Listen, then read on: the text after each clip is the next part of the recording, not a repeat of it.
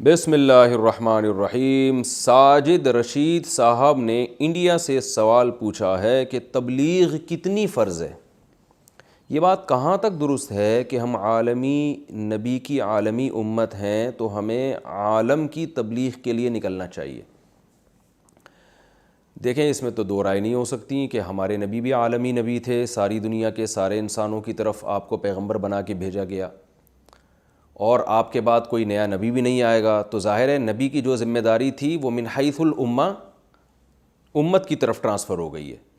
تو اب اس امت پر من حیث الامہ لازم ہے کہ وہ اس دین کو پوری دنیا میں غالب کرے۔ تو من حیث الامہ کا مطلب یہ ہوتا ہے، تھوڑی گاڑی اردو استعمال کر رہا ہوں، کہ کسی ایک فرد کی ذمہ داری نہیں ہے، اب امت کی حیثیت سے ذمہ داری ہے۔ نبی صلی اللہ علیہ وسلم پر تو یہ فرض عین تھی کہ پوری ذمہ داری آپ پر اکیلے پر تھی، تو آپ صلی اللہ علیہ وسلم نے یہ پوری امت کو اس کا ذمہ دار ٹھہرایا۔ تو اب امت کے ہر فرد پہ اپنی صلاحیت کے بقدر اور اپنی جو ہے نا وہ جتنی استطاعت اس میں ہے اور جتنی صلاحیت ہے اس حساب سے اس پر تبلیغ فرض ہے۔ تو ایک درجہ تو تبلیغ کا وہ ہے جو صحیح حدیث میں آپ صلی اللہ علیہ وسلم نے فرمایا، من رأى منکم منکرا فلیغیرہ بیدہ فإن لم يستطع فبلسانه فإن لم يستطع فبقلبه وذلك اضعف الایمان۔ صحیح حدیث ہے کہ جو تم میں سے کسی گناہ کو ہوتے ہوئے دیکھے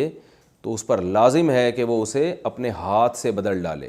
ہاتھ سے بدلنے کی طاقت اگر نہیں ہے، طاقت نہ ہونے کا مطلب یہ ہے کہ استطاعت ہی نہیں ہے، یا یہ کہ اگر ہاتھ سے بدلے گا تو اس سے بڑا فتنہ کھڑا ہو سکتا ہے، انفرادی سطح پہ فتنہ یا اجتماعی سطح پہ کوئی امت کو بڑا فتنہ ہو سکتا ہے، تو ایسی کنڈیشن میں آپ نے فرمایا فبی لسانی ہی، زبان سے روکے۔ اور اگر بولنے میں بھی فتنہ ہے یا بولنے کی طاقت نہیں ہے، ایسا ری ایکشن ہوگا کہ یہ برداشت نہیں کر سکے گا، یا ری ایکشن تو نہیں ہوگا لیکن اس کی ذات کے لیے تو ری ایکشن نہیں ہوگا، لیکن اجتماعی سطح پہ امت مسلمہ کو کوئی نقصان اس سے ہو سکتا ہے یا مصلحت کے خلاف یہ کام ہو سکتا ہے، تو ایسی صورت میں فرمایا نبی صلی اللہ علیہ وسلم نے فبی قلبہ ہی، اپنے دل سے بدل ڈالے۔ دل سے بدلنے کا مطلب یہ کہ نیت رکھے کہ جب مجھ میں طاقت ہوئی میں اس گناہ کو تبدیل کر دوں گا۔ تو اتنا یہ ایمان کا آپ صلی اللہ علیہ وسلم نے آخری درجہ قرار دیا ہے۔ تو اس درجے میں تبلیغ یہ ہر ایک پر فرض عین ہے، اس شرطوں کے ساتھ، جو ترتیب کے ساتھ جو حدیث میں وارد ہوئی ہے کہ کوئی بھی گناہ کو دیکھو تو دل میں یہ خیال آنا چاہیے۔ اچھا، ایک بات یہ۔ دوسری بات یہ ہے، رہا یہ مسئلہ کہ مسلمانوں کی کوئی اجتماعی جماعت اجتماعی سطح پہ یہ کام کرے، تو قرآن مجید نے اس کا بھی تذکرہ کیا، وَلْتَكُمْ مِنْكُمْ أُمَّةٌ يَدْعُونَ إِلَى الْخَيْرِ، تم میں ایک جماعت ایسی ہونی چاہیے جو لوگوں کو خیر کی طرف بلائے۔ تو مسلمانوں کی ایسی تنظیمیں ہونی چاہیے، چاہے وہ تبلیغی جماعت کی صورت میں ہو یا کسی بھی تنظیم کی صورت میں ہو، جو مختلف محاذوں پہ اجتماعی سطح پہ کام کر رہے ہوں، جن کا بنیادی کام ہی لوگوں کو خیر کی طرف بلانا ہو۔ تو ایسی کوئی جماعت کا ہونا بھی ضروری ہے۔ ظاہر ہے جب ایسی جماعت کا ہونا ضروری ہے تو ان کو افرادی قوت بھی چاہیے ہوتی ہے، افراد کے ساتھ افراد کا تعاون بھی چاہیے ہوتا ہے۔ تو اتنے لوگوں کا اس کام میں مشغول ہونا جس سے جو ہے دین دنیا میں پھیلنا شروع ہو جائے، غالب ہونا شروع ہو جائے، تو یہ امت کی ذمہ داری ہے۔ لیکن کسی فرد واحد کو لے کر یہ نہیں کہا جا سکتا کہ اس پر 4 مہینے لگانا فرض ہے، یہ اس پر فلانی تنظیم میں جانا فرض ہے، یہ اس پر یہ والا تبلیغ کا کام فرض ہے،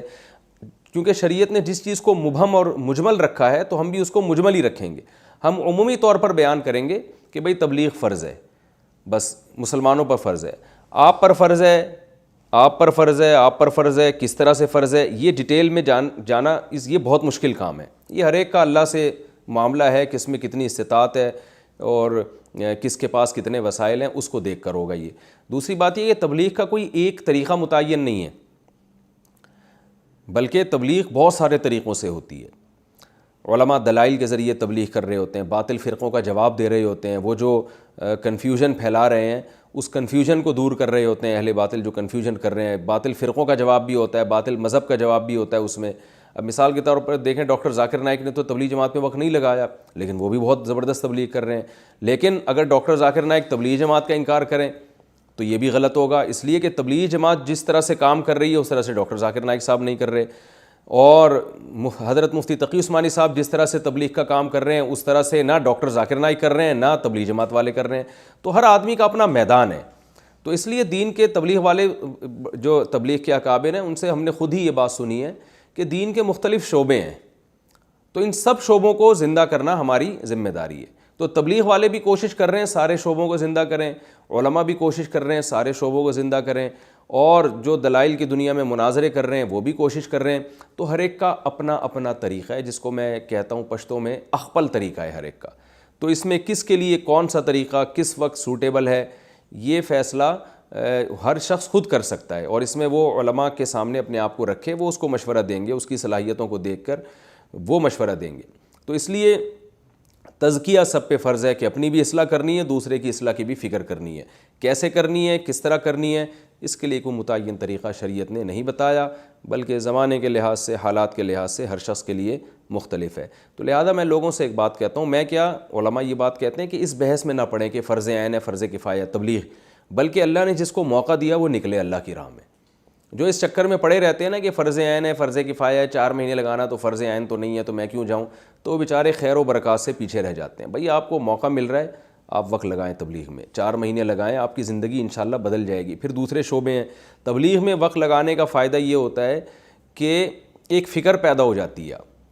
اور اللہ سے تعلق قوی ہو جاتا ہے۔ تو فرض عین، فرض کفایہ کی فقہی بحث میں پڑے بغیر آپ وقت لگا لیں۔ دیکھیں کوئی کھانا سامنے رکھا ہوا ہو نا، بڑا صحت اس سے آپ کی بھی اچھی بھی ہو جائے گی اور کھانا بھی مزیدار ہے، بھوک بھی لگ رہی ہے، اب آپ مفتی صاحب کو فون کریں، مفتی صاحب میری بھوک کی یہ کنڈیشن ہے اور میرے باڈی میں ان منرلز کی کمی ہو چکی ہے، اس کے لیے یہ والا کھانا میرے پر فرض عین ہے، فرض کفایہ ہے، یا مستحب ہے، یا صرف جائز ہے۔ تو مفتی کہے گا بھائی تو کھانا ہے، کھا، فائدہ ہو رہا ہے تو کھا لو بس، ٹھیک ہے نا۔ کیا کرنا ہے اس بحث میں پڑھ کے کہ فرض عین ہے تو فرض کفایہ تو وہ، اور پھر وہ واجب لعینی ہے کہ لغیری ہے، ان اصطلاحات میں پڑھ کے فائدہ کیا ہے؟ بھوک بھی لگ رہی ہے، کھانا بھی موجود ہے، اور جو باڈی کی جو ریکوائرمنٹ ہے وہ تمام چیزیں اس کھانے میں موجود ہیں، بسم اللہ پڑھ کے کھاؤ، فائدہ ہوگا انشاءاللہ۔